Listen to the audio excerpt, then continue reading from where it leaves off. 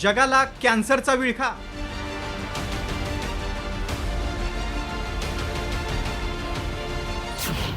जागतिक आरोग्य संघटनेच्या अहवालानं जगभरात खळबळ.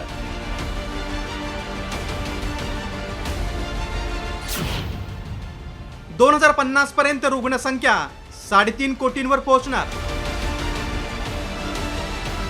कॅन्सर हा गंभीर स्वरूपाचा आजार आहे. काही प्रकारच्या कॅन्सरवर उपचार प्रभावी ठरतायत, तर काही प्रकारांवरील उपायांचा अजूनही शोध घेतला जातो.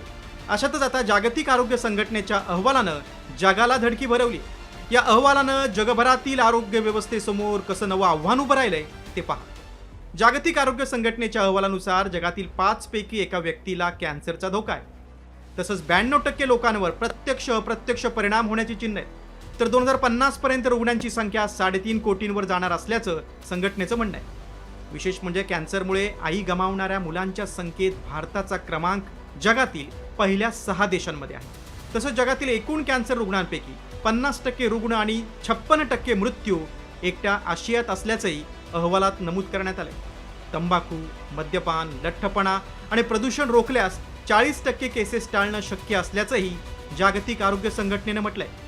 जागतिक आरोग्य संघटनेच्या अहवालावर चिंता व्यक्त करताना वाढत्या प्रदूषणामुळेही कॅन्सर रुग्णांमध्ये वाढ होत असल्याचं तज्ज्ञांनी सांगितलंय. आपण जर पाहिलं तर इव्हन गेल्या 10 वर्षापूर्वी जर आपण कर्करोगाचं प्रमाण पाहिलं तर आता ते जास्ती आढळतं.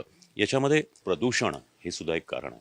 कारण हे प्रदूषण, वाढत्या प्रदूषणामुळे फुफ्फुसाचे कर्करोग आणि इतर कर्करोग खूप मोठ्या प्रमाणात वाढत आहेत. त्याच्यामुळं येत्या 20-25 वर्षात म्हणजे 2050 पर्यंत कर्करोग हा जगातला सर्वात जास्ती मृत्यूचं कारण असणार आहे. नंबर 1चं मृत्यूचं कारण असणार. विशेष म्हणजे जागतिक आरोग्य संघटनेच्या विश्लेषणानुसार भारतातील सुमारे 37% कर्करोग पूर्णपणे टाळता येण्यासारखे आहेत. मात्र असं असलं तरी भारतामध्ये कॅन्सरचं निदान बहुतांश वेळा उशिरा होत असल्याचंही या अहवालातून समोर आलंय.